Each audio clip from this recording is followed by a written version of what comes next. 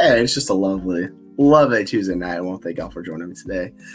And you ever have those times in the Dynasty League where you're kind of just thinking, you're chilling, you're wondering, looking at your squad, it's that summer just kind of just monotonous. You don't know what to do with your team, right? You're just looking at it, you're like, man, I got these pieces. I kind of want to make some moves, but I'm not sure how to go about approaching it, right? It's Tuesday night. There's nothing much going on. I got my daughter watching Elemental. I got the Blue Hoodie Dad shirt on. We're rolling with these Dynasty decisions because these decisions at this point in the season are the last few steps you're making before we get into the season, because at this point, we're basically 2 months till the season starts. So basically got 60 days to make some decisions on your Dynasty roster for what you want to do with it. So I'm going to go over kind of what I call my tenets of Dynasty trading and why I highlight those things in the way I do. So sit with me on this Tuesday night on the Fantasy Lowdown Show, and we're going to go over those and try to get you to understand how to make better Dynasty decisions and help you increase your Dynasty portfolio, because that's what it's all about in Dynasty. So stick with us here on the Fantasy Lowdown.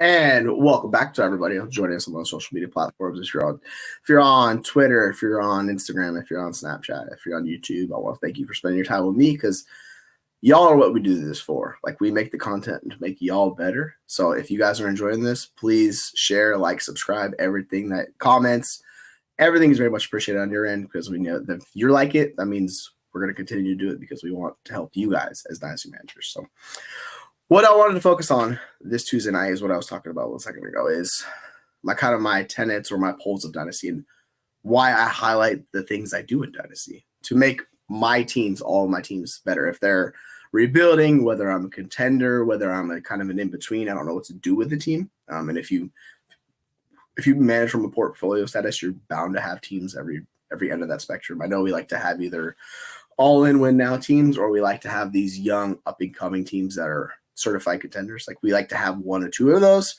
but oftentimes from not, if you're in enough leagues, you kind of find you have these varying degrees of teams with these. So let's jump right in, because this is what it's all about. So as we set this up, it's the first one. It's the most important one. It's knowing your league mates. And you might be saying, what do you mean by knowing your league mates? And this is knowing the tendencies and everything your league mates do, because with your league mates, it's the easiest way to kind of gain an edge in an individual league, because oftentimes we're talking about these macro approaches, right? These wholesale changes where we're looking at the market as a whole. But knowing your league mates in an individual league, you'll notice, and this will happen, and we'll see this in the upcoming like Scott Fishbowl drafts, where on the individual 12-team leagues, you might see players go multiple rounds different. And this also applies to Dynasty, right? Because maybe your team is really, they love running backs in that league, and in a league where people don't like running backs. Obviously, we're at the point in Dynasty where majority of Dynasty teams really are not big fans of running backs, outside the few elites, the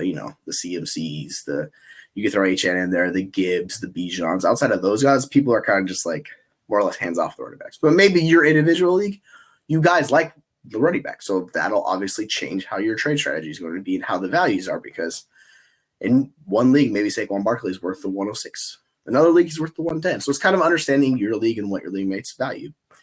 And, knowing your league mates, you look at their previous moves, you kind of keep track. I know this might be requiring a little bit of homework, but the more work you put in Dynasty, the better it's going to make you as a Dynasty manager. So seeing kind of the last 6 months of manager that you're talking to in a potential trade, maybe they're trying to trade for, Jordan Addison. You look at, see the moves that they made, and you understand this person really values youth, or this person really values these elite tight ends. It gives you an idea, and maybe the market might not value it. Maybe, I love Trey McBride, but for instance, maybe it's like someone really likes David Njoku or whatever it is. It's understanding what your league makes value and extracting value out of that trade, because in the individual market, this was the league, the values, they vary so much, right? So they go from understanding that. So using your league mates to basically certify to make your team better. So once you understand what they value, you can work off of those values. And this is what we say stay like water, because you want to be consistently moving and changing with how the tide rolls. If your league suddenly shifts into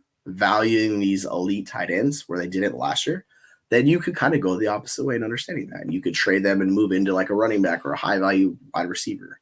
Because That's what it's all about in Dynasty. So knowing your league mates, I think, is the first tenet of Dynasty trading, because once you understand their tendencies and what they value in roster construction, it makes it a lot easier because you can just send out all different sorts of offers. But if you know what the person is valuing, it makes it a lot easier.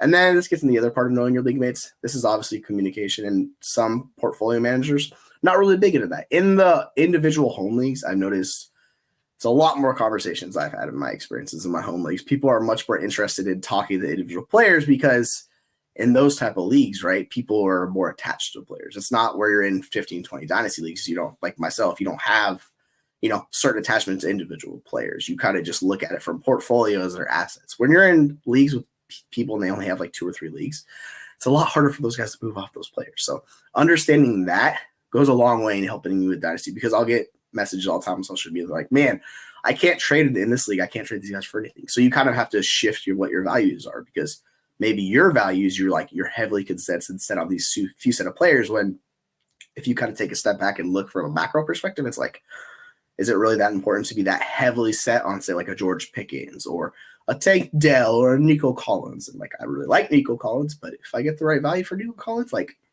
I'll set him off. I don't have the name cash of these players. So understanding that with the league mates, I think it goes a long way helping you become a dynasty manager. So I want to move on to our second part of our Tenets of Dynasty. And this is kind of a really big part too. It's understanding your team.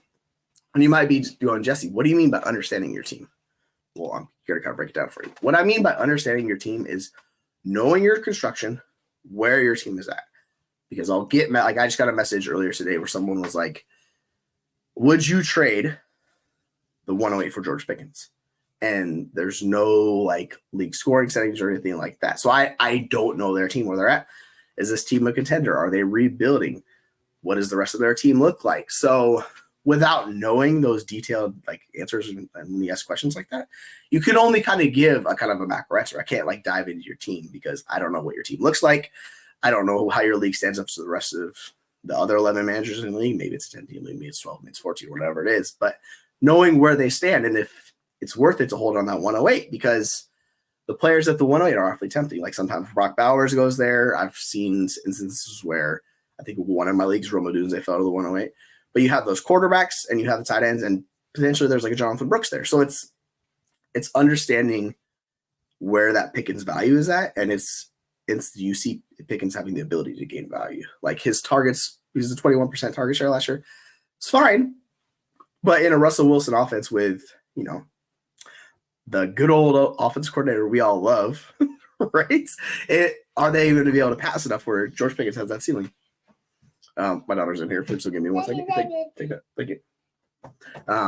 Yeah, so knowing that and understanding that, and then you could go from there. So if you have a better idea of knowing where your team stands, you can kind of make that deal, because if you don't know where your team stands, this is where your team values, you can get well out of whack. Like you could all of a sudden, you could be like, oh, like you look at your team 6 months down the road and you realize your team was not as much contender as you thought it was. Particularly, we're still in July. We haven't even had game sets. So when you're trading these future picks, like you have to specifically know where your team stands. Like you look at your wide receivers compared to the rest of the league. You look at your quarterbacks. You look at the running backs. Where do they stand among the 12? Do you have any of those positional needs that are like, are you a top 4 to any one of those positions? And then you look at and you balance it out. And this is where the tools such as Dynasty Data Lab or Dynasty Data, they give you these tools free and they don't cost any money. So guess what? They're free. You could keep using them. Obviously, there's places like the Dynasty Destination. There's other places like the Trades of Five guys. They will do that for you, but it costs a fee, right? So if you're looking to do it yourself, you're looking for a free league, I think those are very helpful tools to get it. You can kind of take a step back. Now, excuse me, my throat's a little dry. And you could get a better understanding of your team. Because if you know where your team's at, you could make that move and you could go all in. If you know, you're like, yeah, there's only like 2 teams with me. We're all certified contenders. I'm going to send that 25 first that I view as late for the hammer, for the, the Derrick Henry, for whoever it is, right? You go get a Mike Evans or whatever it is. You get a guy that you see as a certified contender piece that's really going to put you over the top.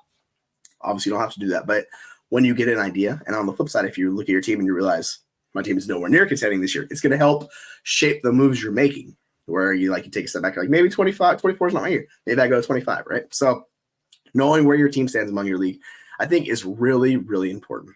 So we're going to go to our third step here, which is another one. league settings are the skeleton key. And you might be asking, what do you mean league settings are skeleton key?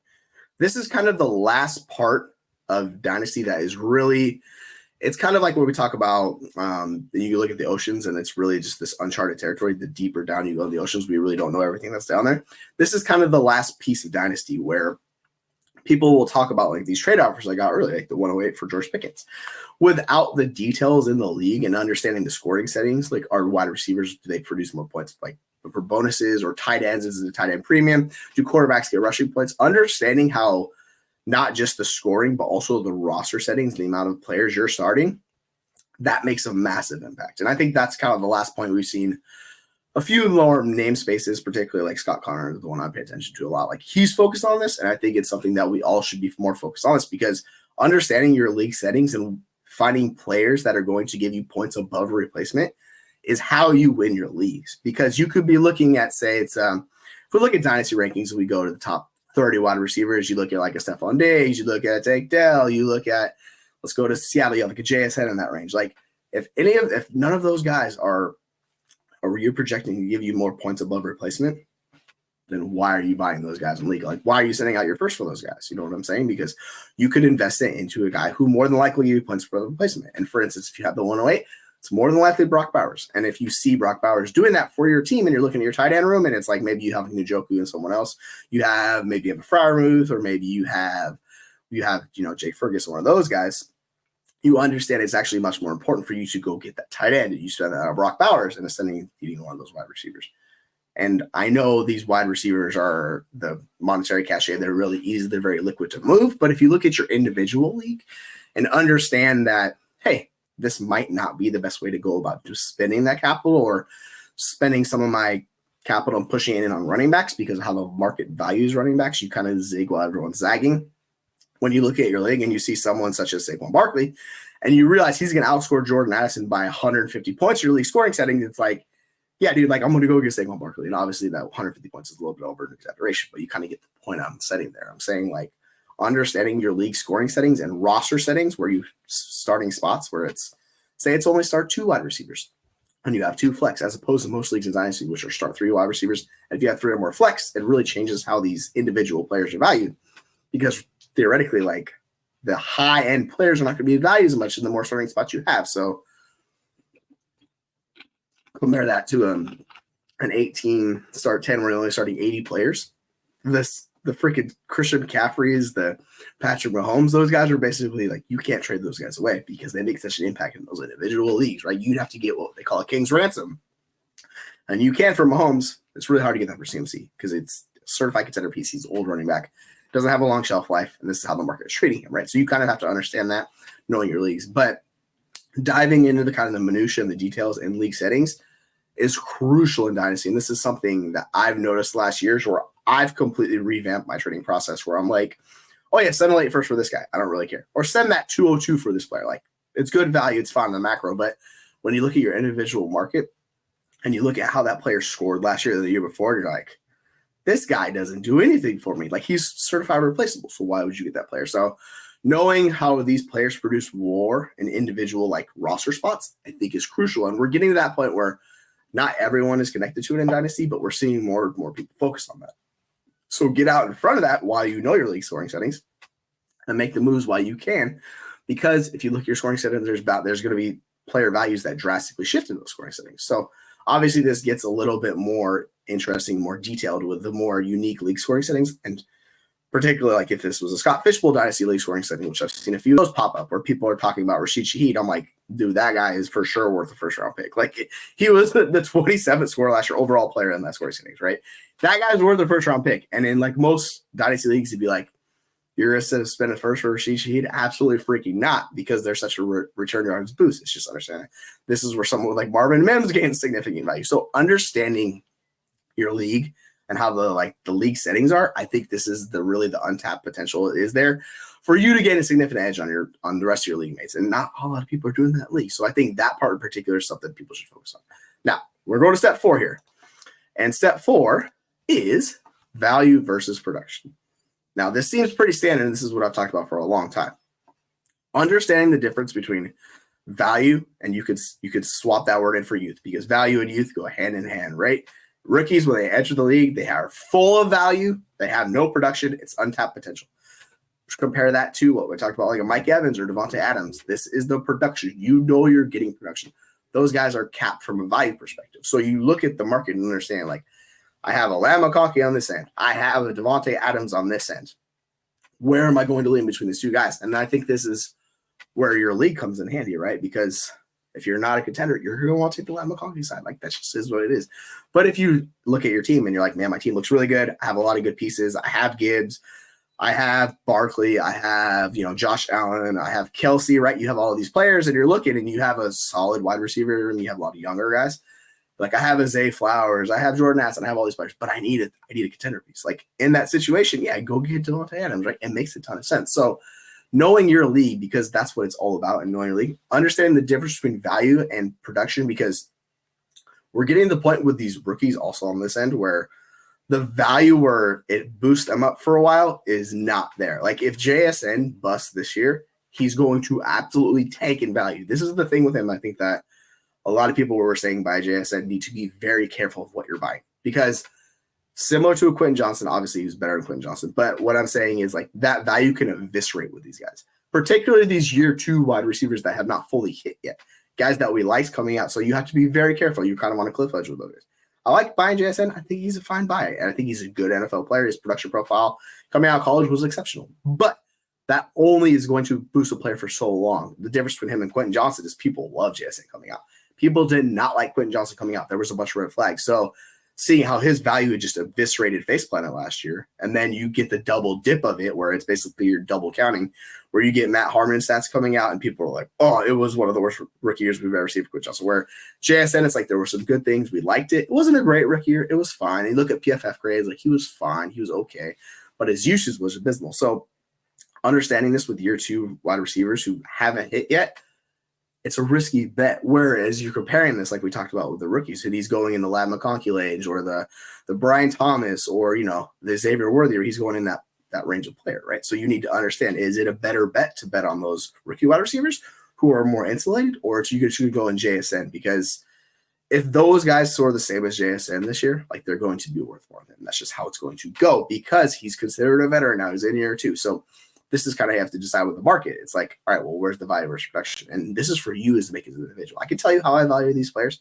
I have Devontae Adams like a top 10 wide receiver in redraft. Dynasty is like a wide receiver 25. Like, that's the guy I'm always going to love. I know I have a bias towards this guy, so I have to check myself with him. But understanding individual players and how they're viewed, and the value with where we're at in Dynasty is a lot closer to redraft. So you don't get this 3-year window with these guys where we talk about the Corey Davis, where this guy was worth the first for multiple years, right? Even though he technically did not fully hit and break out.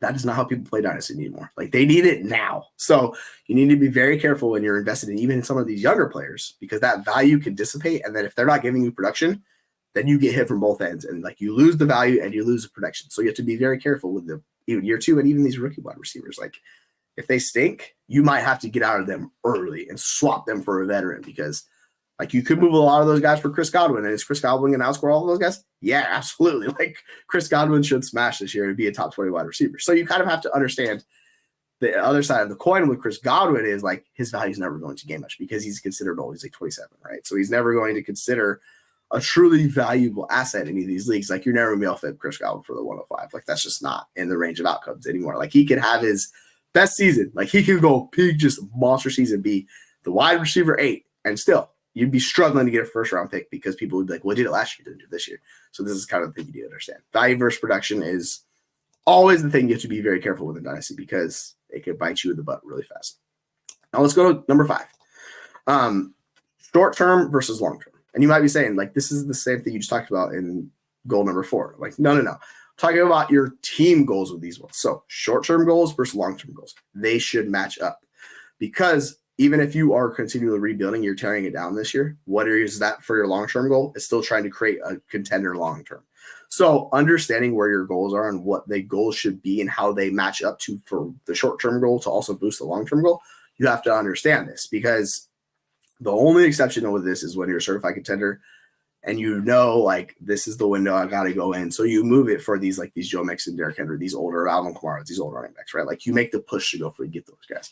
That's going to hurt you in the long term. Sometimes you have to do that. But the majority of the time when you're not a certified contender in Dynasty, those goals should match up. So, like, understanding what your short-term goals are for your team, how is that going to impact your long-term goals? Because understanding the difference between the two of them or where they are at, like, if I'm investing in this, we'll say, like, we'll talk about Roma Doom there, right? He should help me in the short term because he should give me production. He should also help me in the long term because he should give me value and production. So, like, you get a boost, the value goes up. This is how it helps your team. He becomes what we call basically, he's like a counterpoint. I know why I'm breaking on this word, so I apologize for that. Because he becomes a staple of your dynasty team, or he is someone that you could basically be one of the few flagpole pants is like, I'm building my team around this Roma Dunze guy. Or if we talk about Marvin Harrison Jr., we talk about these guys, right? Like, understanding what those guys are. First is when you're buying these older running backs, we'll talk about like Joe Mixon, for instance. Like, he has a multiple year deal. You know you're getting production for this year and possibly to next year. It might not happen next year. Injuries or things can happen, but you're basing on a 2-year window.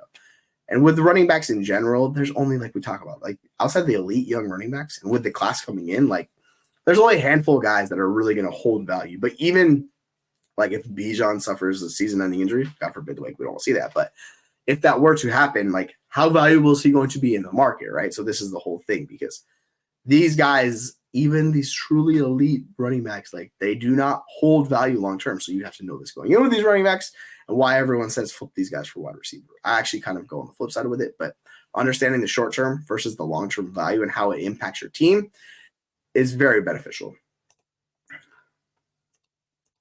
What's up, Aaron? This isn't where I parked my car. No, it's not. I went into the wrong room. I myself am recording. So you have a good show. I'm going to go into the right room now. All right. I'll see you later. See you later, buddy. Yeah. Good stuff. So, surprise guest appearance by Aaron. You know how it is. We got too many shows going on FFU. You know what it is? Like, we checked out our YouTube page and we had like 45 live stream, 45 video, like 48 videos. Like, we were pumping out a lot of content here. So it happens, folks. It is what it is. So let's go to goal 6. Understanding winning isn't everything. And you're like, what the fuck are you talking about? What do you mean winning everything? What I mean by this is I mean winning trades. It's not everything, right? Because everyone always talks about, man, I got to get premium value on this player. And it's like, no, the trade should benefit your team. Specifically your team, make your team better. It might hurt you value-wise in the long term. For instance, if you're, like, people do this all the time. If you go to Dynasty Data Lab, look up the top 7 rounds, right? So let's go there for a second. I'm going to pull it up. When I'm looking at Dynasty Data Lab, right, there might be a guy who's in the 6th round compared to a 7th round player. So if we'll talk about Derrick Henry, right? People are like, oh, Keon Coleman, like, they're back-to-back in values, right? But in season, you're going to lose value from one of these guys. It's more than likely King Henry. Like, exactly. If Keon Coleman hits, his value is worth more. But like I said, if you have a stacked wide receiver room and you need running back, the move for Derrick Henry just makes sense. It's going to help your team. He has a 2-year deal. He's locked in. The guy's a unicorn. I get it. We don't want to bet on him. Similar to like a Raheem Mostert, same thing. The difference is, like, I think Raheem Mostert is really scary compared to Derrick Henry this year. Like, he's basically what he did. Like, guys don't do that. You don't have career years and you're basically your 8th season in the NFL going into your 9th season. The touchdown regression is massive. He has a stud young running back in his backfield. Oh, and he's got a guy who's basically going to take his role down the road. And why am I blanking on his name? I can't remember. I'm just all over the place today. Sorry about that. But who's the young running back they drafted in that traded a 3rd round pick? Why am I blanking? This is going to bother me so bad. It's not really important. Whatever. We'll move on to the point.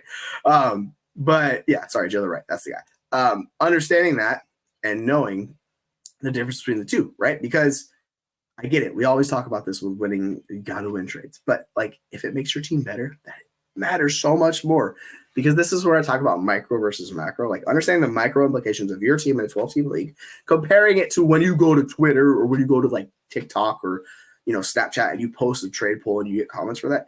That are people looking at that from a 30,000 foot view. They're just looking at straight up value, not knowing your team, not knowing context, not even knowing the league scoring thing. A lot of times people just post like Ramondre Stevenson for the 204. Like, here's the trade I got. What do you think? It's like, you gave me no context in this league. I don't know how it impacts your league. Like, I don't know the players that are available. I don't know where your team sits. So understanding that, like, it might not be the fun move to make, but sometimes taking a loss in a trade actually is better for your team from the value perspective. Like you can give a little bit because you want your team to win. You want it to be better. So knowing your team and understanding how, so you don't have to win every trade. Like you talk about people trying to fleece players, people, stuff like that. What you're doing is when you're trying to fleece your league mates, like I have leagues where, particularly my 32 team Dynasty League, I hit on like 9 trades in a row. Like no doubt, like it was nonstop hit. Like I bought players, like I bought CeeDee Lamb. I traded Pittman for CeeDee Lamb. I did a late first for freaking Keenan Allen, like all in this 32 team league, right? So I did stuff like, and there's all these moves I made that like it was just flopping 21 and just like all blackjack. You're like, yep, hit there, keep it rolling, dealer, let's go.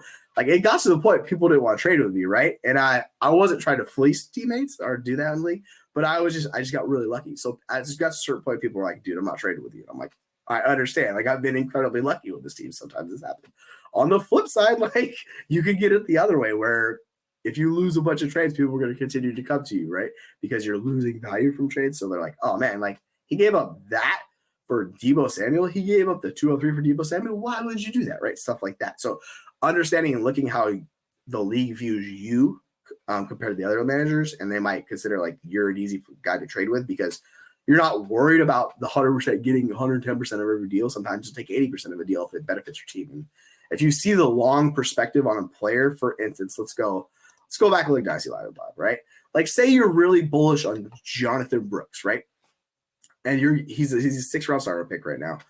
Maybe you're willing to trade like DJ Moore, who's an early 5th round pick. I think depending on your league, people will probably more than likely do that, right? But if you see it in the next year, Jonathan Brooks absolutely passing DJ Moore in value, like you could do a trade like that. And if you needed the running backs, like we talk about, like Jonathan Brooks is a really young player. He has very contingent upside attached to his name. Compared to DJ Moore, it's going to be a lot harder for DJ Moore to gain value. So knowing where the two players are valued and knowing like you'll take a value loss on, like when I call that, because I have Jonathan Brooks well over DJ Moore in my dynasty rankings, but just looking at how the micro market views these players, the market clearly views DJ Moore over Jonathan Brooks.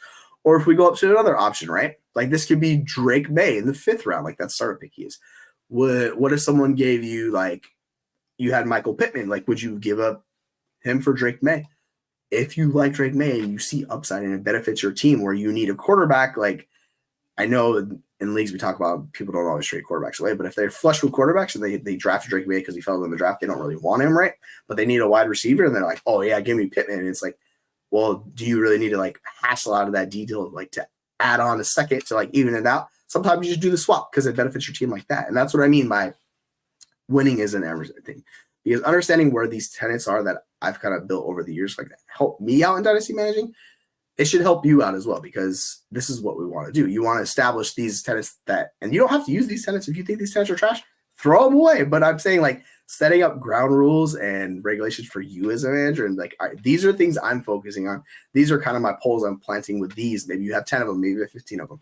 I use more of these, but these are kind of like the 6 priority ones that I like to focus on because they make the biggest impact in league to league. And consistently I could use these to make my teams in my portfolio better. And if like you're only in, maybe you're in 1 or 2 leagues, we talked about this before. You're obviously not going to approach this from the macro market because you're very focused on like, say you have James Cook, you're like, I don't really want to trade away James Cook. I'm very connected. Like, you have a different mindset. So understanding where your mindset is with these players. But these are the 6 tenets of Dynasty that I use for Dynasty trading. I hope it really helps you guys out because this is the goal with it. So if you do like this post and you'd like to see more content like this, like and comment down below. Share anything you like about this, or if you don't like it, let me know. Either way, I'm happy to hear feedback from everybody. We love any feedback, however it is. So make sure, by the way, we're going to be putting a ton of content out on the rest of the websites. You'll see me next week. I'll probably focus on a little bit more intricacies on individual player takes because there are some players that I kind of want to talk about, veteran land ones I kind of want to avoid talking about where you're buying into those players and is there really upside where they could give you wide receiver 1 seasons or running back 1 season. Like, I don't think it's there for them. So that's kind of the next post I'll have next week that I want to focus on. You could join me next week, next Tuesday, 5:30 Pacific, 8:30 Eastern time. So I'm your host, Jesse Moore, aka JMLR5. I just want to thank you all for coming in, sharing this fun little Dynasty show we had today. And yeah, I will see you all next week. So for me and the Fantasy Football Network, take care, folks. We'll see you next week.